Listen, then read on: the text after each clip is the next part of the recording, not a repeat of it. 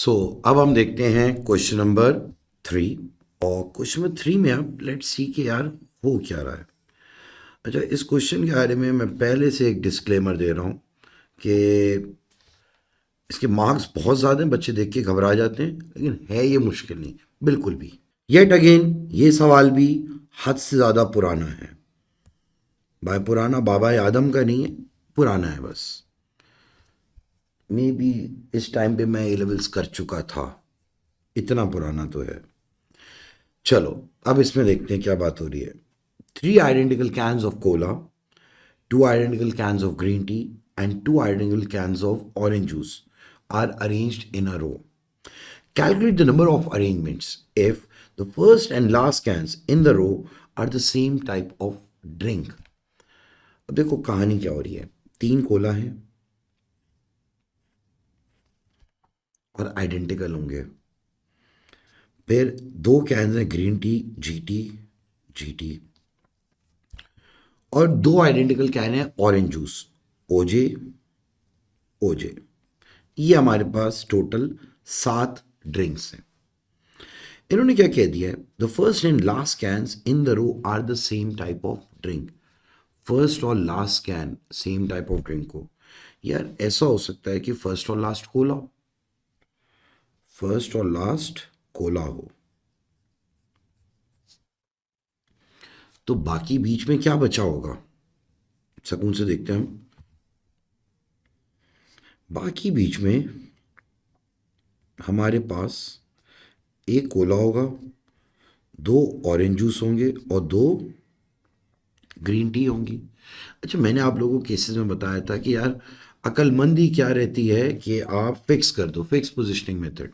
तो भाई मैंने अगर फर्स्ट और लास्ट में कोला को कर दिया है फिक्स, तो मैं ना इनकी सिलेक्शन रखूंगा ना इनकी रेपिटेशन को कंसिडर करूंगा। सो टेक्निकली मैं इन बीच के 5 को ही सिर्फ अरेंज करूंगा। ये बीच के जो 5 हैं ये अरेंज होंगे 5 फैक्टोरियल। लेकिन बेटा 2 ओजे, 2 ऑरेंज जूस और 2 ग्रीन टी हैं, तो 2 फैक्टोरियल इंटू 2 फैक्टोरियल। और ऐसा भी हो सकता है कि फर्स्ट ड्रिंक ग्रीन टी हो, तो रिमेनिंग 5 ये रहे। अब ये अगर फर्स्ट ड्रिंक ग्रीन टी हो गई, अब जो बीच की 5 ड्रिंक्स है ना बेटा, इनमें आ जाएंगे 3 कोला और 2 ऑरेंज जूस। सही है, 5 ही बचेंगे ना, टोटल 7 ड्रिंक्स थी। तो अब ये जब अरेंज होंगे, ये अरेंज होंगे कैसे, 5 factorial upon 3 factorial into 2 factorial.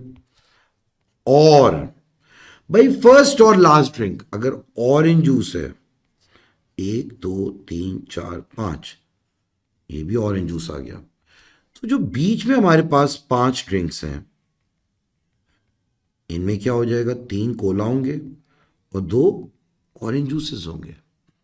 और ये भी कैसे अरेंज होगा, 5 factorial upon 3 factorial into 2 factorial. मैं इन सबको अगर एक साथ ऐड करूं, तो भाई 5 फैक्टोरियल डिवाइड बाई 2 तो ये आ गया 30।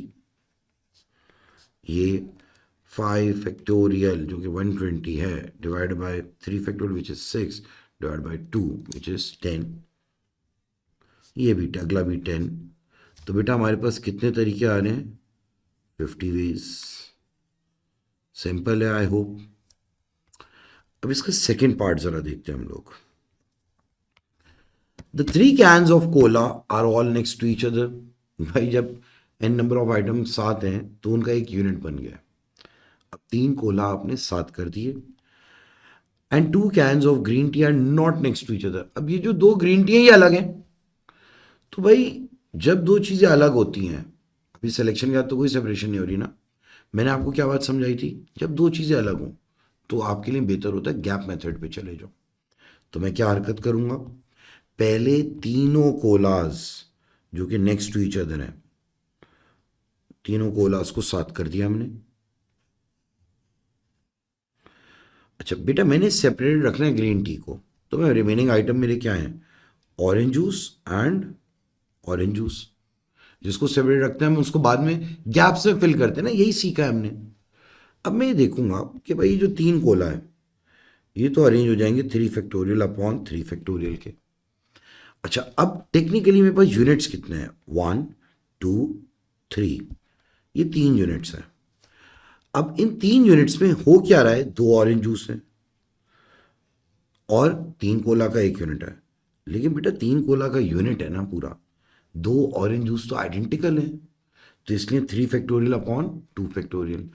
अब मसला क्या है, मुझे यहां पे अरेंज करना है ग्रीन टी को। ग्रीन टी के लिए गैप्स कितने हैं?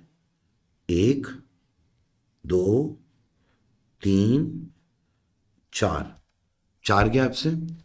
अब मैं क्या ये बात कह सकता हूं कि भाई 3 कोला तो अरेंज हो गए 3 फैक्टोरियल अपॉन 3 फैक्टोरियल, फिर ये जो 3 यूनिट्स है हमारे पास, 2 ऑरेंज जूस और 3 कोला का 1 यूनिट, ये अरेंज हो गया 3 फैक्टोरियल अपॉन 2 फैक्टोरियल। फिर अब मेरे पास 4 गैप्स हैं जहां पे मैंने ग्रीन टी रखनी है। गैप्स में क्यों रखनी है? क्योंकि they both are separated from each other. तो 4 में से 1 गैप में 1 ग्रीन टी आई, 3 में से 1 गैप में 1 green T I, but green tea भी तो आइडेंटिकल है, तो ये भी किससे डिवाइड हो जाएगा? 2 फैक्टोरियल से, क्योंकि ग्रीन टी आइडेंटिकल है। तो अब बेटा आपका answer 4 × 3 divide by 2 multiplied by 3, इसका आंसर आएगा 18।